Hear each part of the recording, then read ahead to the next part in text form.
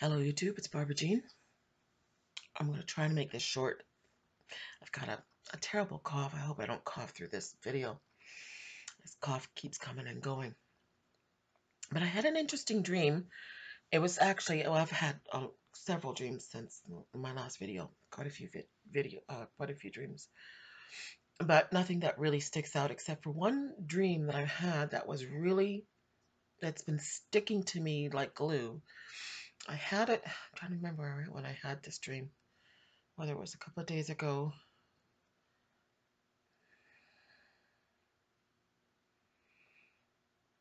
I think I had this dream a couple of days ago. I'm trying to remember if it was 3 or 4 days ago, but I don't remember. Time means very little to me. I'm not one of these people that has a really clear, memory of what I did the day before and all that sort of stuff. But anyway, I had a dream that was it's stuck with me because something very interesting happened. I don't remember. Some of you who've been with me for a long time might remember I had a dream a couple of years ago, and I said it was one of the most interesting dreams I've ever had. And it had to do with immaturity. And in this dream, I'm going to go back and reiterate this dream that I had. And it was a very interesting dream because um, I saw my sister in it, and I found out my sister's name means protector of the people. Her name is Sandra. She died in her youth, 6 years old. And um, anyway, I saw her in my dream, and also Raphael, the angel Raphael, was in this dream. He was actually taking me to this place. I didn't know his name until I asked it in the dream. And one another interesting thing about the dream was that he asked me as we were flying over. He was actually carrying me over this part of, I guess, heaven. And Raphael asked me, what do you think of what I was seeing below me?" And I said to him, "Well, kind of looks like a cartoon." And I I thought about it later. Excuse me. How um, cartoons are something that you watch when you're a child. They're make believe, and they're silly, and they're don't really make a great deal of sense. Um, but it has to do with immaturity, and I never really wasn't really thinking about that at the time. But this dream that I had to do with um, the immature soul. And one of my sisters says that your dreams are actually all about yourself. They're obstacles or things in your subconscious mind that you have to deal with, that in order to progress to the next level. And in many ways, she's absolutely correct.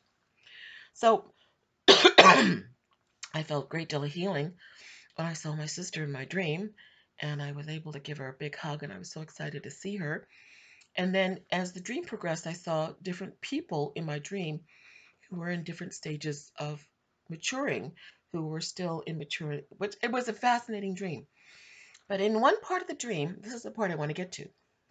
One part of the dream, I went into what looked like a workshop, and there was a very large angel being. He was a very strange looking fellow with a great big head and very tall, dark hair, kind of strange, ominous kind of guy, but he spoke very softly. But that's um, not really what I want to go to.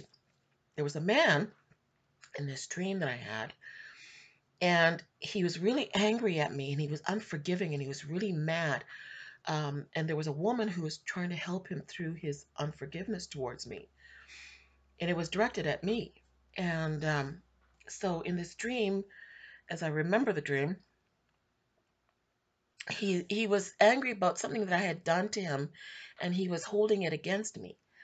And I said to him in the dream something to the effect, "Oh, well, I'm sorry that that you are, I'm sorry if I've hurt you. I've asked for your forgiveness for that, but I can't carry guilt. The Lord won't allow me to carry guilt because God has forgiven me for my sins, and so therefore, I can't carry guilt." And well, he's having a hard time with this. And so basically, that was the end of the conversation I had with this man. Now, what was it? Was something I didn't mention, that I wasn't really sure of. I felt like I knew him. That was the funniest thing about it. Looking back at it, I still can't tell you who it was, but there was something familiar about this man that I felt in my spirit knew him. And at the time, I was trying to remember his name, or what could this man's name be? And the name I didn't tell you in the stream, or what in the video I made. I got the name. I kept getting the name Email, Emil, Email, and apparently it's Greek, nonetheless, or Roman or something. Excuse me. This cough is really bad. Anyway, to get back to today, or last couple of days ago, I had another dream. And I've had, like I said, a whole series of different dreams, and most of them I can't remember. But this one keeps sticking in my head. I keep remembering this dream that I had a couple of days ago. In this dream, I was in some kind of school, or it looked like maybe a college or high school or something. And as I was standing in what appeared to be a hallway or some sort, this man, it was the same man. I felt it was the same man that was in this previous dream. He was there in the school, and he was wearing kind of a lime green, a bright lime green jacket. Colors mean things in dreams. Green is the color of faith. It's a heart, the will.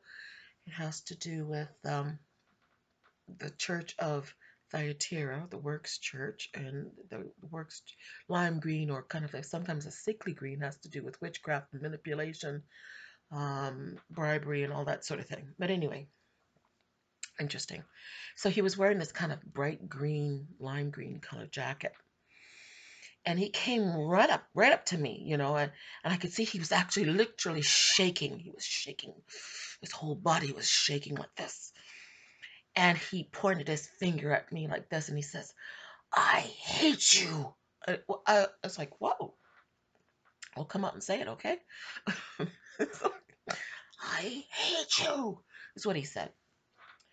And I thought, "Oh, wow." I wasn't intimidated by his attitude, which was interesting. I wasn't the least bit intimidated or frightened or annoyed or hurt by what he had to say to me. But in this dream, I said, "Oh, well, I'm sorry. Sorry about that. Um, but I love you," which surprised me. But I said that to him. I said, "But no, but I love you, brother." I said, "I love you, my brother. I love you, brother." I think that's what I said. I said, "I love you, brother." And it he'd kind of like what? You're not gonna yell and scream at me or get angry with me or something? And and I knew that wasn't what I was gonna do. And I said to him, "Well, you know what? How about we sit down and have a cup of coffee, or drink together, and at the cafeteria," which was where I was thinking would go to the cafeteria, and that's what appeared to be a school or college. And I said, "Let's go and have a cup of coffee, and we'll discuss this. You could tell me what your problem is with me, and then we can try to work this out." I could see his whole body kind of just like he kind of deflated, like like this. And and he seemed like, okay, like, and even he agreed, okay, okay, let's do that. But for some reason, I didn't go with him to the cafeteria.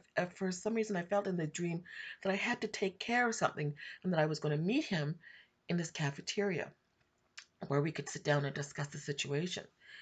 And he didn't. For some reason, I couldn't. This was the frustrating part of the dream, was that I kept looking for him after whatever it is I had to do.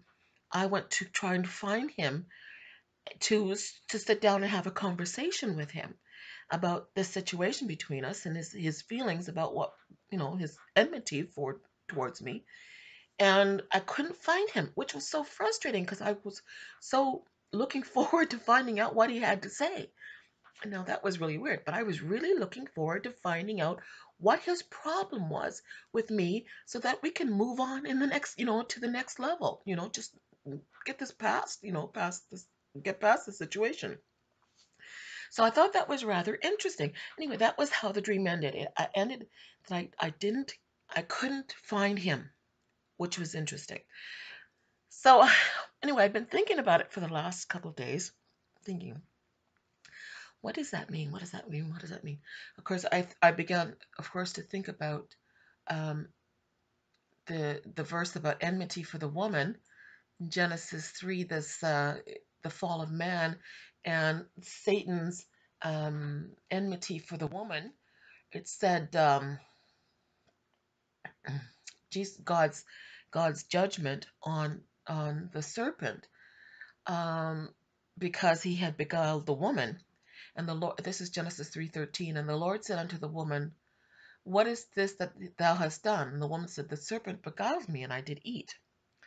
And the Lord God said unto the serpent, because thou hast done this, thou art cursed above all cattle, and above every beast of the field, and upon thy belly shalt thou go, and dust shalt thou eat all the days of thy life.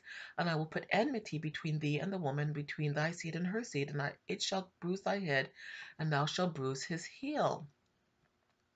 And unto the woman he said, I will greatly multiply thy sorrow and thy conception in sorrow thou shalt bring forth children, and thy desire should be to thy husband, and he shall rule over you.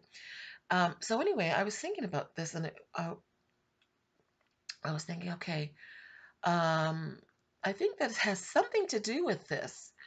It has to do, and maybe going back to what I had, all this other thing that the Lord is telling me about, the boys club, the boys club, the boys club, and about how the brotherhood and the enmity for the woman has to be healed, that he is actually bringing a healing between the battle of the sexes or something, um, because this enmity has kept the woman in a state of being dominated, and in the enmity. Anyway, it has something to do with that. Now, when I looked up the name of this man, like I said, the name, I kept thinking, what is his name? What is his name? I feel like I know him. And I looked up his name, email, because I kept hearing the name email, email. And I only known one email in my whole life. I mean, an email is not exactly a common name in where we live in North America. I don't think I've ever heard anybody else called email except for one person when I was when I was a young girl, a little girl. I knew an email, and this wasn't him. And then anyway, I looked it up. Interesting, email means something like excellency, excellence, to excel. It means also, interestingly enough, it means rival. Like in a sporting event, you're in a rivalry with somebody, and you are trying to excel above your rival. So, and my, I thought, well, that was interesting that that the name email keeps coming up for me. These two times when this man who I was confronting, who confronted me with his anger, um, and I keep getting the name email. And when I, like I said, looking up the name, excellence and also rival. And maybe this stronghold of enmity was something that I needed to deal with. Um, but the way I'm dealing with it is a little different than I expected. I didn't expect to be so, what's the word? Um, hmm, what's the word I'm looking for? Forgiving, mild. Uh, if you know my nature, that's just not me. And I'm sure all of you who've been with me a long time know that that's not exactly my nature, to be forgiving and gracious. But these two times that I've seen this man in my dreams, I've been very gracious to him. The first time, I can't carry guilt. I'm sorry, please forgive me. The second time now, I wanted to have coffee with him and find out what his problem was. You know, very, very interesting. Um, excuse me. So anyway, I feel like that the Lord is showing me that I'm on the verge of excelling or becoming to that place of excellence. And this is the verse that came to me, was spiritual gifts, and First Corinthians 12. Um, he- uh, Corinthians is written by, I believe, Paul, and he's talking about spiritual gifts. And um, that God has different spiritual gifts for us all. Let me just start with and how we let me just start at 1 Corinthians 12:28. And God hath set some in the church, first apostles, secondarily prophets, thirdly teachers, after that miracles, then gifts of healing, helps, governments, diversities of tongue. Are all apostles? Are all prophets? Are all teachers? Are all workers of miracles? Have all the gift of healing? Do all speak with tongues? Do all interpret? But covet earnestly the best gifts, and show you unto you a more excellent way. And the reason why I started there is because he's going to tell us now a more excellent, and this is the name of this man. His name was Emil, and his name means excellence. Okay? So he wants to show us a more excellent way. 1 Corinthians 13:1. Though I speak with tongues of men and angels and have not charity, I've become a sounding brass or tinkling cymbal. And though I have a gift of prophecy and understand all mysteries and knowledge, and though I have all faith, so as I can remove mountains and have not charity, I am nothing. And though I bestow all my goods to feed the poor, and though I give my body to be burned and have not charity, it profits me nothing. Charity suffereth long and is kind. Charity envieth not. Charity vaunteth not itself and is not puffed up. Charity is another word for love, or um, I guess even what's the word? Agape love. Let's just take that word. Let's see if I can find out if that's what it means here. And have not agape. Isn't this interesting? So I had this thing about agape and how the Lord was telling me the perfect love is agape, going back to what I was saying in my last couple of a couple of videos about the Church of Philadelphia and how the church, the bride, has to excel above Philadelphia. Philadelphia is brotherly love, where God, Jesus, was offering or asking Peter, can you excel above, can you agape me? And Peter said, I cannot. Basically saying, I can't do it. I can phileo, I can be fond of you, I can have great feelings of friendliness towards you, but agape I can't excel at. Okay? So here he's talking about agape.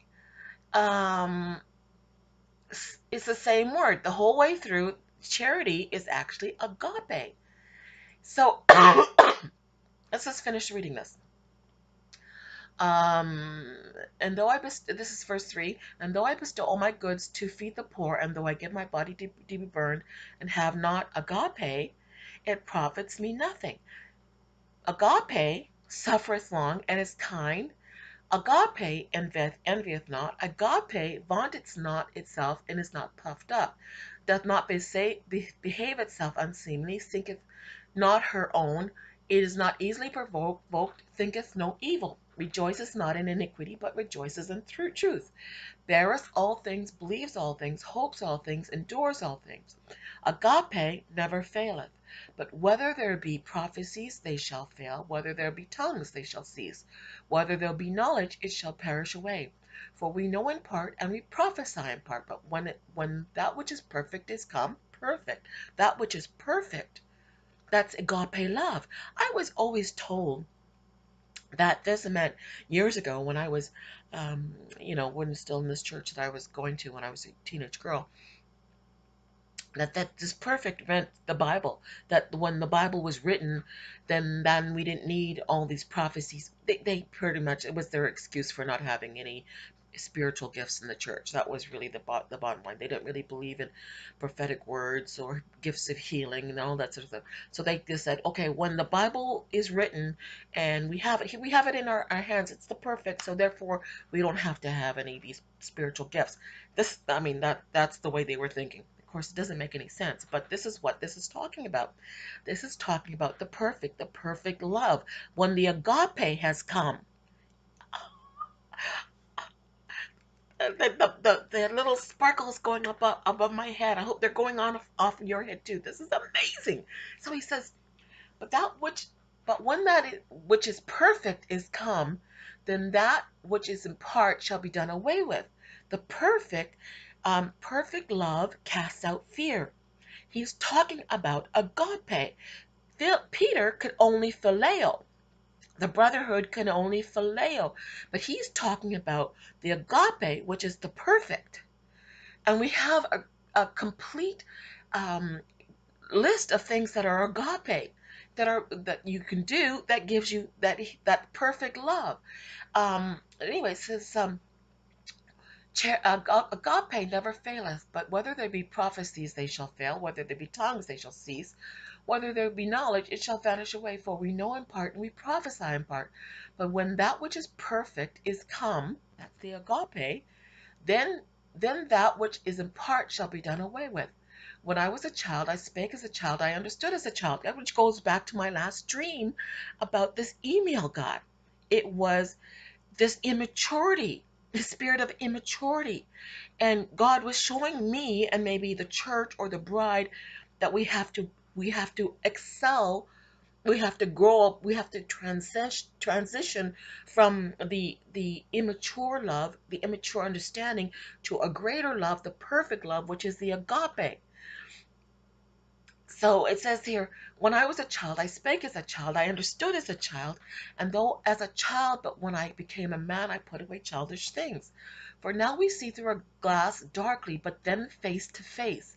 And now I know in part, but then we shall even but then shall I know even as I am known. And that goes with that verse that says, one day we will see him. How does that go now? I'm trying to remember the verse. Um, for we shall be like him, and we shall see him as he is, and we shall be like him. Let me see if I can find it for you. Just hold on a second. Okay. Um,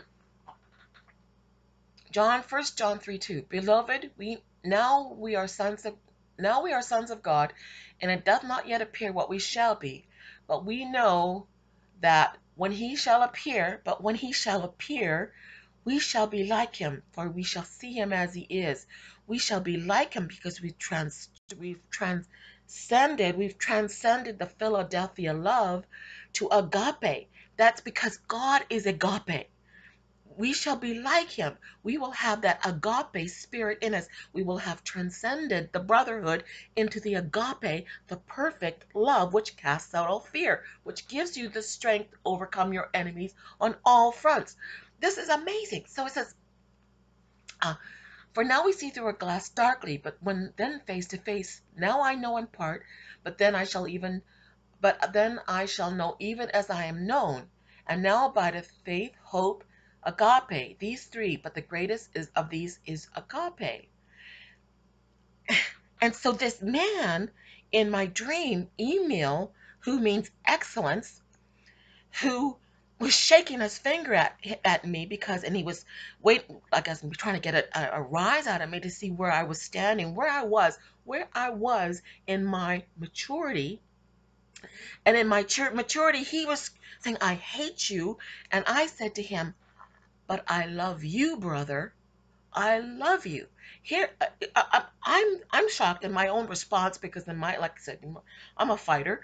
You know, you don't say that to me, that kind of thing. And here in my dream, I'm being confronted with enmity, and my attitude is, I love you, brother. And it takes the wind out of his sail. It's like, and it was like somehow I felt like I've transcended.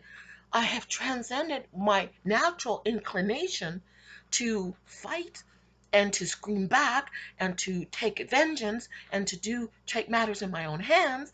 I've excelled to the perfect, which is the agape. This is amazing.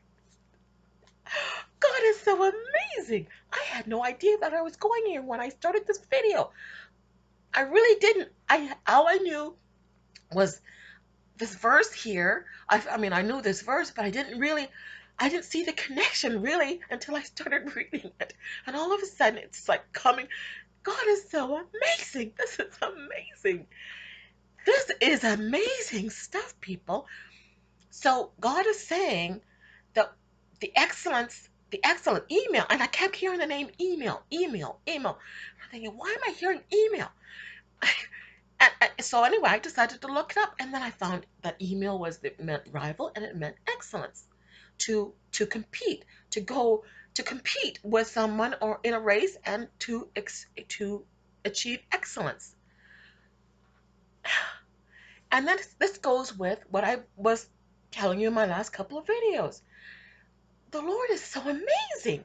And I'm like the last couple of days when after I had this dream, I was really wondering if it really had any significance until I started reading the scripture. And all of a sudden I'm realizing this has everything to do with those two dreams. It has to do with maturity, maturing the spirit from from our childish ideas, which is what it says here. When you're a child, you think like a child, but when you become an adult, you see things differently. And so, church is going from immaturity to the state of maturity. They're excelling in going and transitioning from the Philadelphia love to the agape love, which is the perfect love that casts out all fear. And then we shall see him as he is, and we will be like him, because God is agape. God is love. Let me see if I can find that verse for you. Hold on just a second. Okay, I found it. 1 John 4:16. And we have known and believed that the love that God hath to us, God is love, and he that dwelleth in love dwelleth in God, and God in him.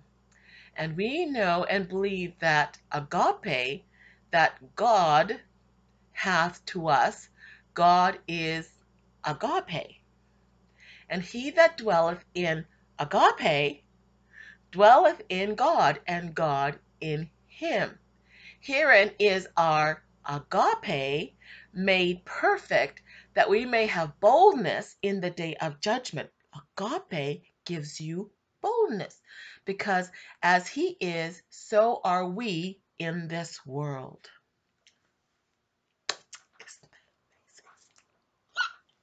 I love this stuff. I love it when I get this kind of a revelation. So, anyway, turns out my little dream was more than I expected. And I think this is a huge sign for the church that we are maturing to that transition that allows us to see him as he is, because we will be like him.